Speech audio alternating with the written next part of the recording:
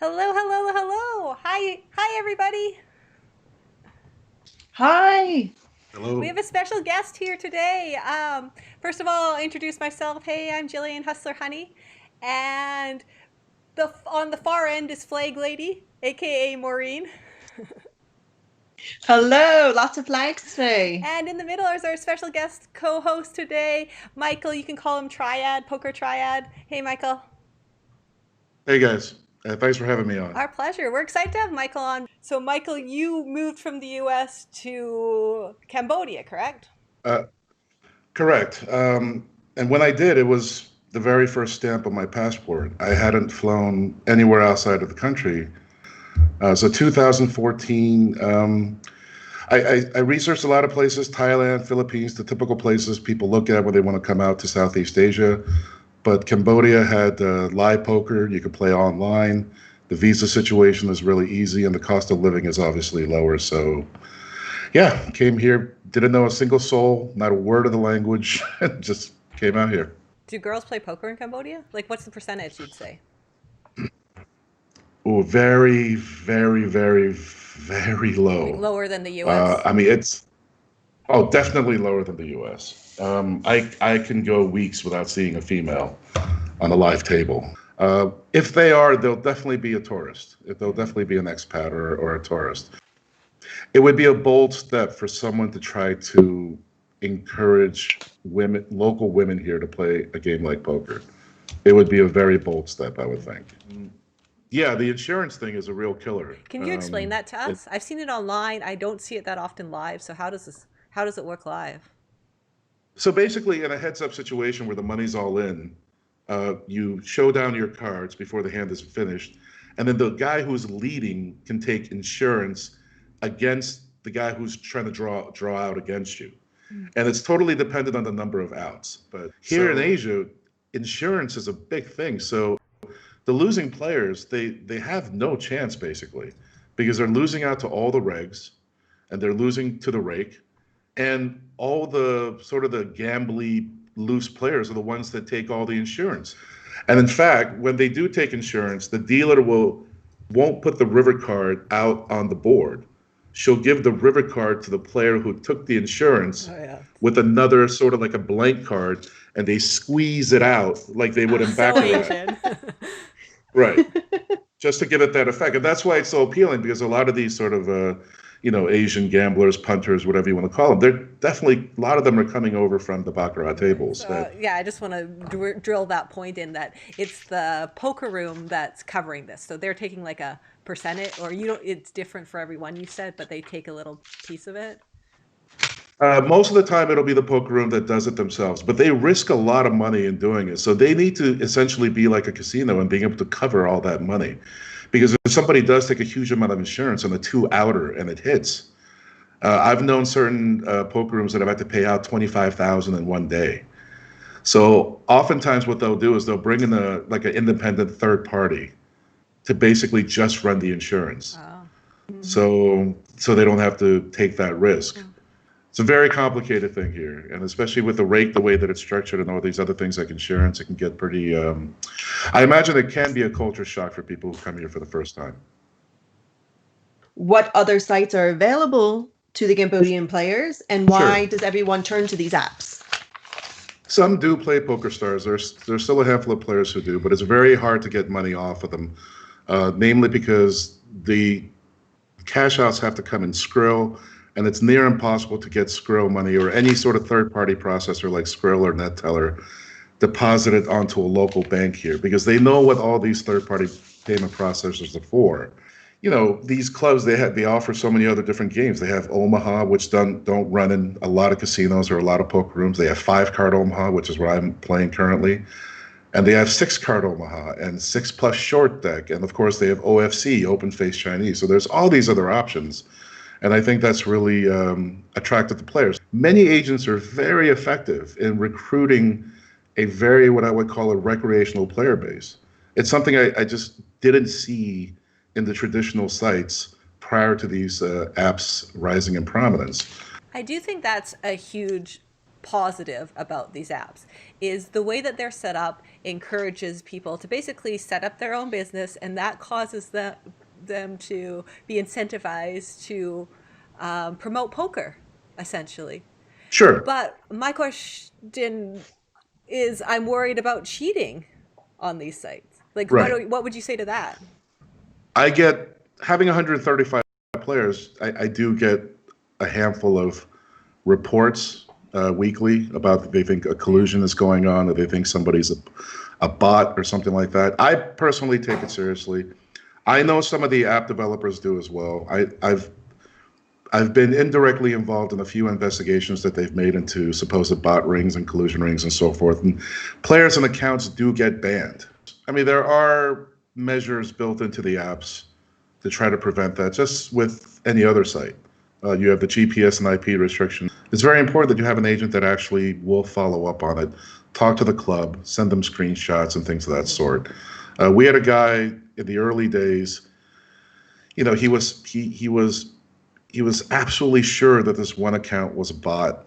And we said, okay. We didn't agree with him at first. We said, we'll take a look at it. And the more we looked at it, it turned out it was, and it would like malfunction on the table itself. Like you could see it in real time. It did this weird thing where it would take a seat, never play a hand, sit out, and then come right back in. It was obviously a malfunctioning bot. But the unions and the clubs and the agents that are involved in the running of these games seem to have a very intense focus on wanting to have a very casual player base. And you can see it sort of in other parts as well, like what happened with Tobias Duttweiler over on GG and Natural 8. They confiscated $130,000 for predatory behavior and bum hunting. And basically their response, and they didn't even hide this, was basically that we're trying to protect our ecosystem. Do you think the apps themselves are more fun and more appealing to these recreational players? Just someone there actively saying, hey, join us, that makes them want to play poker? I mean, there are certain apps that are designed with that in mind, for sure. Because we're going to move on to the Grudge Match. Michael, did you watch it?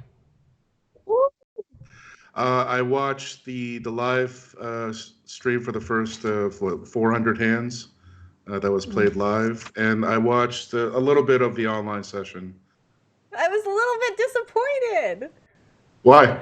Honestly, I feel like Doug came off super fake because he was just like so nice, and it was exactly what Daniel said. Daniel said in advance that like these people are really hard in online, and then when you meet them, and then when you meet them at the table, they're just like all soft and stuff, and that's exactly how it appeared to me. It appeared to me like he everything was just for clicks, like Daniel said. And Maureen, you watched it, part of it. Did you finish it or no?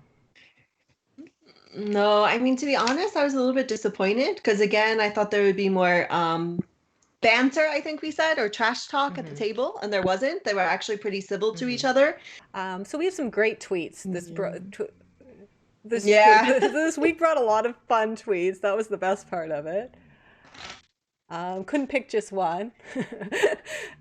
David Kaplan said, WTF is going on here? These two are both acting like they're on a first date. Then we have Google No Agenda, who responded to my tweet and said, I heard they're getting a suite tonight at Aria.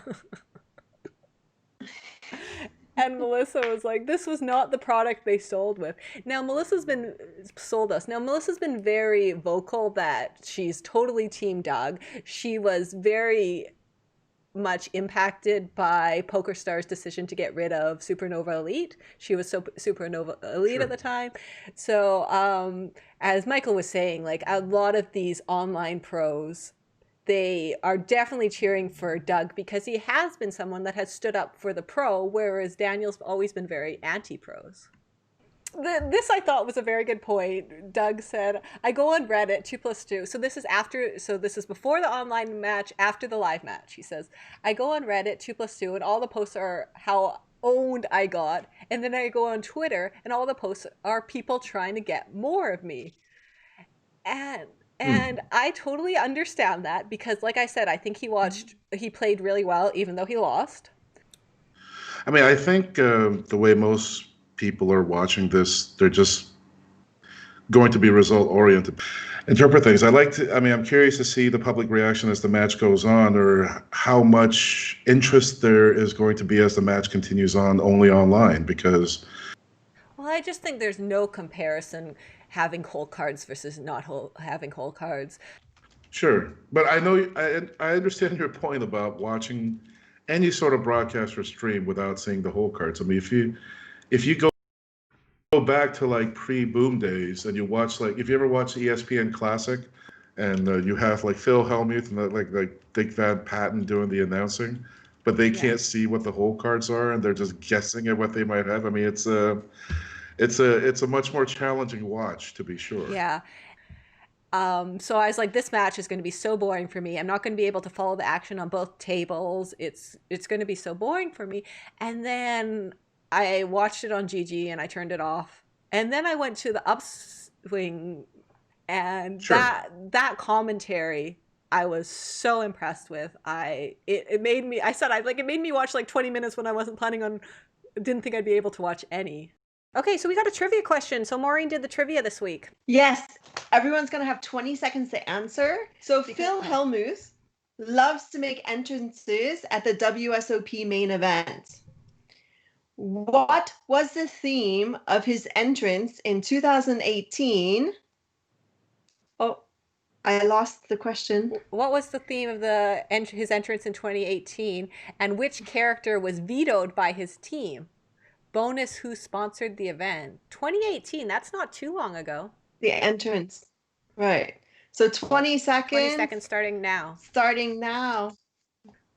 No, I'm all out. I don't know. I mean, I don't remember this. The Roman Empire one is the only one I remember. Thor or something. Oh. So wait. He came in as a race car driver one year. Oh. So he came in to the Rio parking lot on a chopper motorcycle, dressed as Thor, because the team wanted like a Marvel character theme. And I don't know if you guys know the sponsor. It's on his breastplate there. And then also all the girls behind him were dressed as like Wonder Woman. So the main sponsor was D-Bet. And what the hell is D-Bet? Yeah. That's I did not know, but that was the sponsor. Oh, okay, so they're probably not around anymore. Excalibur, Mandalay Bay, the Mirage announced they will not be reopening their poker rooms. That's a real shame. I mean, I've played in all three rooms when I lived there. The Mirage was where they had the big game before they built the Bellagio. Yeah, I didn't know that. So I'm really sorry to hear that room is closing, along with the other two. I have really fond memories in all three of them, to be honest, even the Excalibur. Pre-COVID, Las Vegas had over 50 poker rooms. Right. And now they're down to 29. Wow. Yeah. Wow. Now, Richie Robb said he would like Vegas to have a cleaner, less dingy, but the same kind of idea as Commerce on the Strip. And yeah, that's exactly what I want, because I want one place I go where I know there's going to be a game and there's just table selection. What I wanted to see back in the day was sort of, one big room for the Caesars properties and one big room for the MGM properties. But it looks like it's not going to happen, at least on the MGM side anymore. But Caesars can certainly do something. I mean, they're still the home of the WSOP. Mm-hmm. But so they did have a jackpot with these three casinos, Excalibur, Mandalay Bay, and the Mirage. And they are doing a free roll. Yeah, that's great. That part actually mandated by law in Nevada that it has to all go back out. So the rooms can't keep any percentage of it. No tax, no fee, no nothing. So 100%. Yeah, so 100% has to go out. Awesome. So yeah, that was our last topic of the night. We're going to thank him very much for staying up late and doing this stream with us and giving us all this good information. You're welcome. No, it was great. I'm so thrilled that I did this. You guys have a great show, and This was a lot of Oh, fun. we talked about this off camera, and I was going to come back to it. Yeah, thank you for saying yes. I was going to come back to it that Michael mentioned that he gets. I asked, "How do you get your news if you don't have Twitter?" And he's like, "Oh, I get it from Maureen." And yeah, that's why I snapped her up, is because she's so good at that.